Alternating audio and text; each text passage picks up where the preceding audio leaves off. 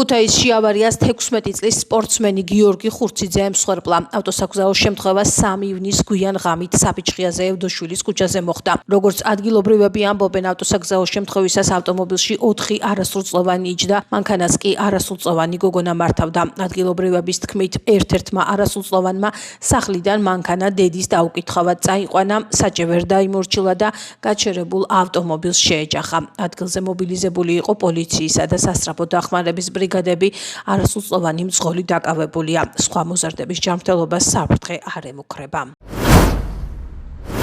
ქუთაისში მედიისა და სამოქალაქო სექტორის წარმომადგენლებმა აჭარის ტელევიზიიდან გათავისუფლებულ თანამშრომლებს სოლიდარობა გამოუცხადეს. მათი თქმით, ჟურნალისტების გათავისუფლება პოლიტიკური ნიშნით მოხდა. აჭარის ტელევიზიიდან თანამშრომლები 2 ივნის გაათავისუფლეს. რეორგანიზაციის ფარგლებში შრომითი ხელშეკრულების შეწყვეტის შესახებ ელექტრონული წერილები მიიღეს ირინა ყურუამ, მაია მერკვილაძემ, თეონა ხარაბაძემ, ლევან ურიდიამ და სალომე გეგეშიძემ. ჩვენ დღეს ვუცხადებთ სოლიდარობას აჭარის ტელევიზიიდან გათავისუფლებულ კოლეგებს. რამდენიმე თვის წინ თბილისში საზოგადოებრივი მაუწყებლიდან გაათავისუფლეთ ასევე ღირსეული ჟურნალისტები, რომლებიც არ თმობდნენ სიტყვის თავისუფლებას, ამიტომ იყვნენ დასჯილი. დღეს უკვე დასაჯეს ასეთივე ჟურნალისტები, რომლებმაც არ დაემორჩილეს კონიუნქტურას და არ თქვეს, რომ თანახმა არიან, ოღონდ იმუშაონ და ილაპარაკონ ის, რაც მიაჩნიათ არასწორად, ამიტომ სოლიდარობა მათ და კიდევ ერთხელ შევახსენებ ყველას. აჭარის საზოგადოებრივი მაუწყებელი, ისევე როგორც საერთოდ საქართველოს საზოგადოებრივი მაუწყებელი, ფინანსდება მოქალაქეების თანხებით. ამიტომ სწორედ აქ ამ მაუწყებლებში უნდა ისმოდეს ნამდვილი მართალი სიტყვა. ჩვენ გვინდა სოლიდარობა გამოუცხადოთ ჩვენს კოლეგებს, ადამიანებს, რომლებიც სერიოზულ ჟურნალისტიკას ქმნიდნენ და აკეთებდნენ. ეს იყვნენ ადამიანები, რომლებმაც შექმნეს, შეიძლება ვთქვათ, აჭარის ტელევიზია როგორც ასეთი.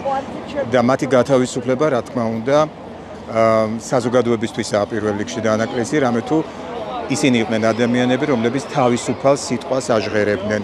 სამწუხაროდ ჩვენ ქვეყანაში დღეს თავისუფალი სიტყვა მიუღებელი არის მაღალ ეშელონებში, მაგრამ მე დარწმუნებული ვარ, რომ ისინი იბრძოლებენ და არ გაჩერდებიან სოლიდარობა ჩვენს კოლეგებს.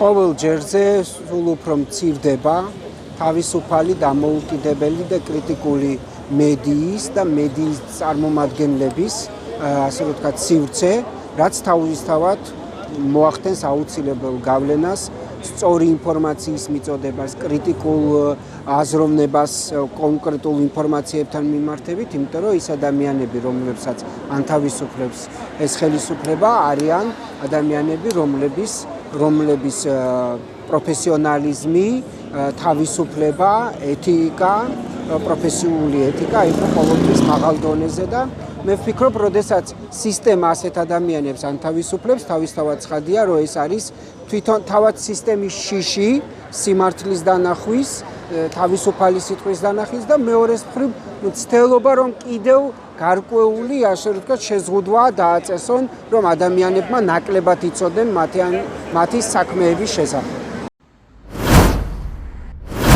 როგორ მუშაობს ქუთაისში საზოგადოებრივი ტრანსპორტი? მოქალაქეების ნაწილი ამბობს, რომ მათ ქალაქში ტრანსპორტით გადაადგილება უჭერთ. ტელეკომპანია მეგატივი დაინტერესდა თუ როგორ აფასებენ ადგილობრივები ტრანსპორტის მუშაობას. გამოკითხვა ჩავატარეთ როგორც ქუთაისის ქუჩებში, ასევე სოციალურ ქსელში.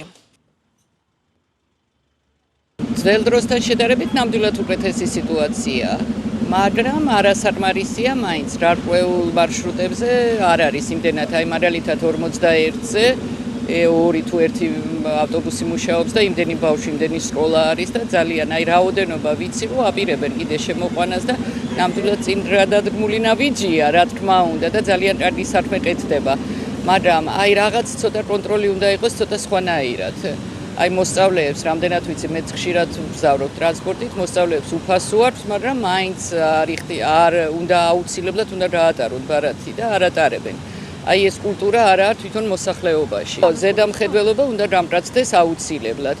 იმიტომ რომ რამდენადაც ვიცი, ცოტა ჩახედილი ვარ მაგ საქმეში, ანუ მძღოლებსაც აი საწვავი ესა მერია აძლევს ამ იმის გატარებული იმის მიხედვით და მით უმეტეს არაფერი არ ეჭრება ბავშვებს უფასოა და უნდა გაატარონ აუცილებლად.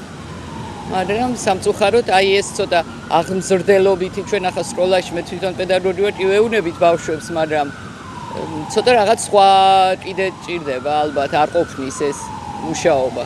მოძრო არა უშავს, მაგრამ ცოტა გადატვირთულია გზები და და იქ პრობლემას. კი, არის ხანდახან რომ არის დიდხან ლოდინი და აუცილებლად გამოსასწორებელია. გამოსასწორებელია მაგ საკითხი ნამდვილად. რომელ ქუჩაზე უბანს გადაადგილებას გულისხმობთ, რა მიმართულებას? მაგალითად ნიკიას ქუჩაზე. გამრიგი რო აქ მე რაოდენობა უნდა დაამატონ. ხო ამაზეა საქმე, უნდა დაამატონ რაოდენობა. ნახევარი საათი რო უცდი ავტობუსთან 40 წუთი. ყოველის ხიდი არის ყოველთვის გაჭედილი, შვილო. რატო შეიძლება, რომ ანუ გზა განტარი გააკეთო, არაღაცა. ხო შეიძლება რა. საათი უნდა ხანახა 15-20 წუთი უნდა მარშრუტი რომ მოვიდეს. ხშირად იყენებთ საზოგადოებას? კი, ბატონო, ბავშვი დამყავს, შვილი დამყავს სკოლაში. და მოვდივარ მარშრუტი და მივდივარ. ვეროდები აქანა იგვიანებთ 10-15 წუთი. სისტემატური ხასიათი აქვს დაგვიანებას თუ რაღაც პიკის საათში ფიქრობთ? არავით არის. აუ ნახეთ, ვერ უყურებთ თქვენ რა ამბავი ხდება იქანა რუსთავის ხიდზე. ერთი ხიდია მარტო ქალაქში. პარკინგზე გაზრდილი ჯარიმები მოაგვარებს პრობლემას ქალაქში? არ მოაგვარებს, შვილო, არ მოაგვარებს, შვილებო, იმიტომ რომ დასახენელი მანქანა მეტი არ აყავდა, სადააყენო მანქანები. გამრავდა მანქანები. ვითომ ვიტყვით, რომ ღარიბია საქართველოსმა, რა ღარიბი არის? ღარიბი ვარ ჩვენ? ანუ ავტომობილების სიმრავლე გააქვს. კი ბატონო. ორაზე ცხოვრობ და გადასარევად არის და სხვა ტრანსპორტი ჩვენ არ სორგებობ, არ ვიცი. ქალაქში ვცხოვრობთ, მაგრამ გადასარევათა კარგია, მოწესრიგებული, კონდიციონერი და რასთავარია სუფთა. მადლობა მერიას, რომ დაგვინიშნენ თუ არა. საშინელება იყო, გვიწევდა ტაქსიც რა. და გორაზე ყველაფერი წესრიგს თქვენ მანამდე უნდა გენახათ, რა იყო, ხელაქვები რო იყო. ასე რომ რავი, ჯერჯერობით ურნებს თუ დააყენებენ, ახლა უფრო მეც და ამას გადაგვიხურავ, იმიტომ რომ წვიმაში ცოტა რთულია. ამას თუ გაგვიკეთებენ, თად კარგი ხალხი იქნება. ვაიმე, აქ ქალაქში უბნიდან უბანში სამსახურს ტრანსპორტის იმედად ვერ დაიწყებ. არ არსებობს, რომ ტრანსპორტის დროს დაედარო და ტაქსის გამოძახება არ მოგიწიოს. ნიკია, პასილოკი, ავანგარდი, მკვდარია ტრანსპორტი. მე არ ვარ საქალაქო ტრანსპორტის ხშირი მომხმარებელი, მაგრამ როცა ვხვდებით საზოგადოებრივ ტრანსპორტში სულ მგონია, რომ ადამიანად არავინ მთulis და როცა უნდათ, მაშინ ჩამომაგდებენ ტრანსპორტიდან უსარგებლო ნივთივით. 8 საათის მერე საღორიაზი არ მოძრაობს არაფერი. 41 ნომერი 1 საათში ერთხელ დადის, რა გვეშველება არ ვიცი. გუგუნავას ქუჩაზე დაინიშნა ავტობუსი, რომელიც ყოველ 40 წუთში დადის, მაგრამ არ არის ტაბლო. შესაბამისად, ვერც გაიგებ როდის მოვა და ხშირად აზრი არ აქვს დალოდებას. 41 ნომრის დანახვისას ისეთი რეაქცია გვაქვს, როგორც საუკუნის წინ ტროლეიბუსის გამოჩენას მოხდა. 45 წუთში ერთხელ მოძრაობს. თუ აღარ უნდა იყოს საზოგადოებრივი ტრანსპორტი, საერთოდ და ზედმეტია, ამის შესახებაც გვაცნობეთ. საათში ერთხელ რომ მოძრაობს ტრანსპორტი, ამას უძახით გრაფიკს. ან თუნდაც ნახევარი საათი ლოდინი 31-ზე და 19 ნომერზე სად გინახავთ, იმხელა დასახლებაა ნიკია და ასეთი გრაფიკი სად მოიხაზა, ვის თავში ნეტავი. საშინელი მდგომარეობა. ქალაქში რომ ვცხოვრობთ, გვავიწყდება. 7 საათის მერე ხომ საერთოდ ვერაფერს მოყვები. ყველა უბანში კრიზისია, რთულია ყოველდღე ტაქსის სიარული. ასეთი მოუწესრიგებელი საზოგადოებრივი ტრანსპორტი არცეთ ქალაქში არაა, როგორც ქუთაისში. ასეთ ქალაქს არ ეკადრება ნამდვილად. შემცირებული გრაფიკით მაინც უნდა მუშაობდეს ხაზები 12 საათამდე. 4 ნომერი და 19 ნომერი კატასტროფაა. დღე რომ 30 წუთიან და მეტ ინტერვალს გააკეთებს ტრანსპორტი. ამას გარდა კონდიციონერებს პრინციპულად არ თავენ და ბოლოს ისეთი სიჩქარით დადიან ზოგჯერ ავტორბოლაზე გეგონება თავი.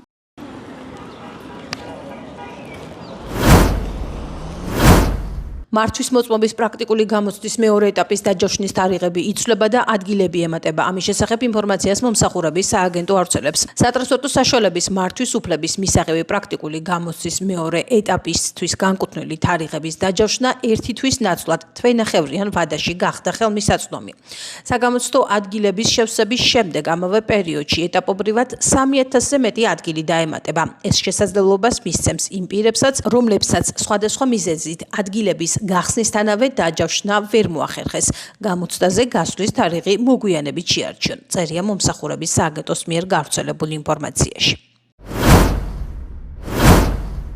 მესტიის მუნიციპალიტეტში ენერგორესურსებით სარგებლობის წესების დარღვევის ფაქტზე გამოძიება დაიწყო და 148 ეგრეთ წოდებული მაინერი ამოიღეს. შინაგან საქმეთა სამინისტროს ცნობით 6 სხვადასხვა ლოკაციაზე აღმოჩენილია კრიპტოვალუტის წარმოებელი სპეციალური მოწყობილობები ეგრეთ წოდებული მაინერები. გამოძიებით დადგინდა, რომ აღნიშნული მოწყობილობების საშუალებით ადგილობრივები დიდი რაოდენობით ელექტროენერგიის უკანონო და მართლსაწინააღმდეგო მოხმარებით სისტემატურად ახდენდნენ ციფრული ვალუტის გენერირებას და არალეგალური შემოსავლების მიღებას. სამართალდამცველების მიერ ჩატარებული ჭხრეკების შედეგად ნივთმტკიცება დამოღებულია დიდი რაოდენობით სპეციალური ტექნიკური მოწყობილობა. ფაქტთან დაკავშირებით გრძელდება აქტიური საგამოძიებო მოქმედებები დანაშაულში ჩართული სხვა პირების გამოვლენის მიზნით. გამოძიება საქართველოს სისხლის სამართლის კოდექსის 239 პრიმა მუხლის მეორე ნაწილის B ქვეპუნქტით მიმდინარეობს, რაც 3 წლამდე ვადით თავისუფლების აღკვეთას ითვალისწინებს. განსაკუთრებით დიდი ოდენობით ნარკოტიკული საშუალების უკანონო შეძენა, შენახვისა და რეალიზაციის ხელშეწყობის ბრალდებით უკრაინის მოქალაქე დააკავეს. სამართალდამცველებმა თბილისში ბრალდებულის პირადი და საცხოვრებელი სახლის ჭხრეკის შედეგად ასევე სხვადასხვა ადგილიდან სარეალიზაციოდ გამზადებული განსაკუთრებით დიდი ოდენობით ნარკოტიკული საშუალებები ამოიღეს. პოლიციის მიერ ასევე ამოღებულია ნარკოტიკული საშუალების დაფასვებისათვის საჭირო მასალები. გამოძიება სისხლის სამართლის კოდექსის 260 კვარტა მუხლებით მიმდინარეობს, რაც 20 წლამდე ანუვადო თავისუფლების აღკვეთას ითვალისწინებს. განსაკუთრებით დიდი ოდენობით ნარკოტიკული საშუალების უკანონო შეძენა, შენახვის, რეალიზაციის ხელშეწყობისა და საქართველოში შემოტანის ბრალდებით 3 პირი დააკავეს. სამართალდამცველების მიერ ბრალდებულების პირადი და დროებითი საცხოვრებელი სახლების ჭხრეკის შედეგად ასევე სხვადასხვა ადგილიდან ნივთმტკიცება დამოღებულია განსაკუთრებით დიდი ოდენობით ნარკოტიკული საშუალებების საგამოძიებო მოქმედების შედეგად ასევე ამოღებულია ნარკოტიკული საშუალებების დაფასვებისათვის საჭირო მასალები. გამოძიება სისხლის სამართლის კოდექსის 260 კვარტა და 262 მუხლებით მიმდინარეობს, რაც 20 წლამდე ანუვადო თავისუფლების აღკვეთას ითვალისწინებს.